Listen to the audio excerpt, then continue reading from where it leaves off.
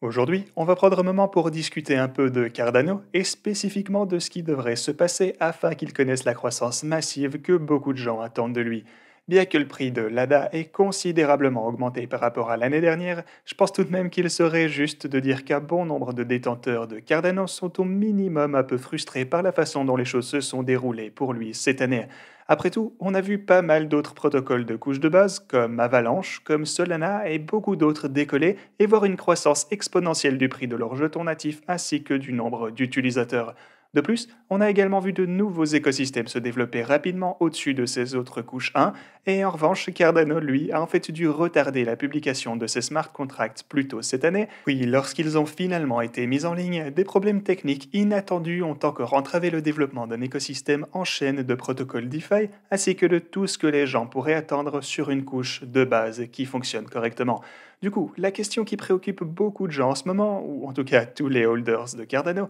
c'est de savoir quand tous ces problèmes seront enfin résolus et quand Cardano pourra-t-il commencer à grandir en tant qu'écosystème comme on s'y attend. Avant d'entrer dans les réponses à toutes ces questions, assurez-vous de vous abonner et d'activer la cloche afin de ne pas manquer d'autres vidéos comme celle-ci à l'avenir, ainsi que tout le reste du contenu que je publie ici, sur cette chaîne. Alors, pour commencer, parlons un peu de bonnes nouvelles en premier, car selon le créateur de Cardano, Charles Hoskinson, les plateformes d'échange décentralisées pourraient être en ligne sur le réseau principal à temps pour Noël, qui est donc dans moins de 3 semaines. Comme vous le savez peut-être, le principal problème qui a retardé le déploiement de dApps tels que les DEX sur le mainnet de Cardano, ça a été l'incapacité à gérer les transactions simultanées. C'est bien sûr quelque chose de tout à fait indispensable que chaque protocole doit être capable de faire, donc les projets ont travaillé sur différentes solutions au cours des dernières semaines. Les méthodes exactes utilisées afin de résoudre le problème de simultanéité sont restées assez privées jusqu'à maintenant, mais une mise à niveau publique en cours consiste à augmenter la taille d'un bloc sur Cardano de 12,5%, et ce, afin d'augmenter le nombre de transactions pouvant être traitées ensemble par seconde. Le DEX le plus connu qui se prépare à être lancé sur Cardano s'appelle SundaySwap et il est actuellement disponible sur le testnet du projet afin de tenter de repérer des bugs ou autres problèmes avant de passer sur le réseau principal dans un avenir très proche.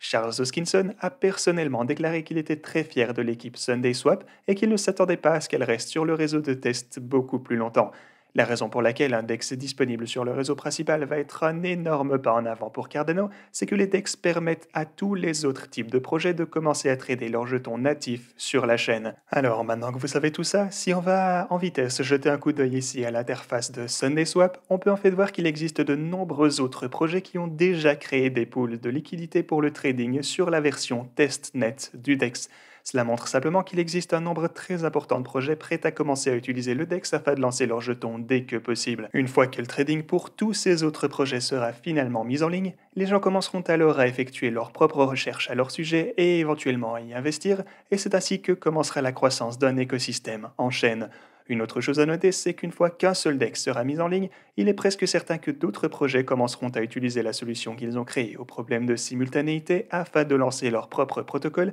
ce qui élargira également l'écosystème dans son ensemble. Bien que ce que j'ai couvert jusqu'à présent soit définitivement de bonnes nouvelles pour Cardano, il y a tout de même quelques autres facteurs qui doivent être pris en compte lors de l'examen de la croissance au court et moyen terme du projet. Le premier de ces facteurs, c'est ce qu'il va se passer sur les marchés des cryptos dans leur ensemble. Du coup, si ce cycle devait suivre le modèle des deux bull markets majeurs précédents, alors le macro sommet pourrait avoir lieu en décembre ou en janvier. Bien sûr, il n'y a aucune garantie que c'est effectivement ce qui va se passer, mais c'est certainement quelque chose à garder à l'esprit car même si cela ne se déroule pas de cette façon, il est tout de même possible que ça devienne quand même une sorte de prophétie auto-réalisée. Ce que je veux dire par là, c'est que si suffisamment de personnes pensent que le sommet va approcher, ils peuvent alors décider de vendre, ce qui ferait donc baisser le prix au court terme de leur faute. Une autre chose à garder à l'esprit, c'est que même si le macro sommet pour la crypto arrive dans les 2 prochains mois environ, tout ne se terminera pas forcément en même temps. Dans le passé, les projets à grande capitalisation boursière ont vu leur pic en premier, suivi par les moyennes capitalisations, puis se sont terminés par les petites capitalisations. Si tel devait être le cas, cela pourrait encore jouer en faveur des nouveaux projets lancés sur Cardano, car beaucoup d'entre eux seraient de petites market cap lorsqu'ils seront mis en ligne. Il est également possible que ce cycle ne suive tout simplement pas le modèle établi et qu'il se poursuive bien plus longtemps que prévu, ou même que le prochain marché baissier ne soit pas aussi long ou extrême en raison de la croissance des cryptos et de leur maturité en tant qu'industrie. Quel que soit le scénario qui, selon vous, va pouvoir se dérouler, il est tout de même important de garder à l'esprit les conditions générales du marché lorsque vous examinez Cardano ainsi que les projets qui y sont lancés. Un autre facteur qui pourrait affecter Cardano et les projets qui y sont lancés au court terme, c'est qu'il y a eu une bonne dose de FUD autour du projet en raison des deadlines toujours repoussés et des problèmes qu'il a rencontrés ainsi qu'en raison de la récente sous-performance du jeton ADA. Charles Hoskinson a lui-même parlé de ce FUD et a appelé les gens à être plus positifs en général dans l'espace des crypto-monnaies. Bien que l'agitation autour du projet puisse certainement avoir un impact sur le prix ainsi que sur son adoption, je pense que cela ne finira probablement pas par être un énorme problème pour Cardano.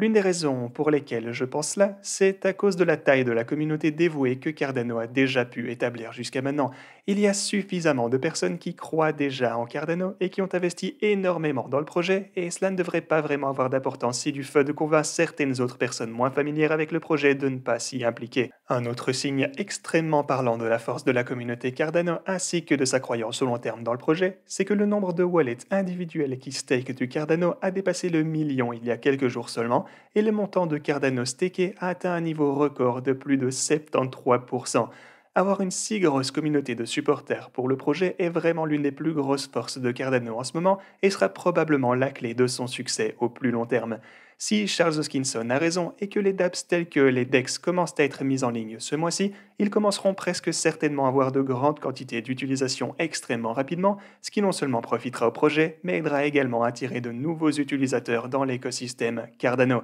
Alors, un autre projet dont je voudrais vous parler aujourd'hui est aussi le sponsor de cette vidéo et il s'agit de Everlens, le premier marché NFT pour Instagram et bridge entre la crypto et les médias sociaux. Instagram est sans conteste l'un des médias sociaux les plus populaires au monde et ses utilisateurs génèrent d'énormes bénéfices pour l'entreprise. Everlens est créé afin de permettre aux utilisateurs d'Instagram ainsi que ceux d'autres réseaux sociaux à l'avenir de monétiser leur propre contenu en transformant leurs publications en NFT. Les influenceurs pourront moins compter sur les sponsors et augmenter l'engagement de leur communauté car leurs followers seront en mesure de collecter du contenu unique publié par eux-mêmes. Everlens a rendu le processus de création d'une publication sur les réseaux sociaux en tant que NFT extrêmement simple, même pour les personnes qui n'ont aucune expérience avec les crypto-monnaies. Maintenant que vous connaissez le but du projet, parlons un peu de son côté technique. Il utilise la Binance Smart Chain, Solana ainsi que Cardano dans le futur afin de réduire les frais de transaction et rendre leur service accessible à tous. Afin d'utiliser Everlens, tout ce qu'il vous suffirait de faire, ce serait de lier votre compte Instagram à la plateforme qui vous fournira ensuite un accès direct à sa bibliothèque Instagram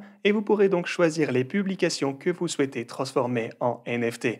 Dans les mois à venir, ce processus sera davantage simplifié afin de faciliter l'adoption de masse. Everlens sera également extrêmement attrayant pour les influenceurs car cela leur donnera non seulement une nouvelle façon de monétiser leur contenu, mais cela améliorera également la relation entre eux ainsi que leurs followers en leur permettant de publier tout ce qu'ils veulent au lieu d'essayer d'intégrer des publicités traditionnelles dans leurs posts de tous les jours. Everlens a déjà commencé à voir l'intérêt d'influenceurs et de multiples partenariats en développement pour aider à promouvoir le projet et à le faire connaître. En plus de s'associer directement avec des influenceurs, Everlens travaillera également avec des agences de marketing d'influence, ce qui offrira encore plus d'opportunités de croissance. Le jeton Hélène natif est l'épine dorsale du marché Everlens où tous les différents NFT seront achetés ainsi que vendus. Hélène est actuellement tradable sur le DEX PancakeSwap. Comme on peut le voir ici sur leur feuille de route, le marketplace sortira début janvier dans le cadre d'Everlens version 2.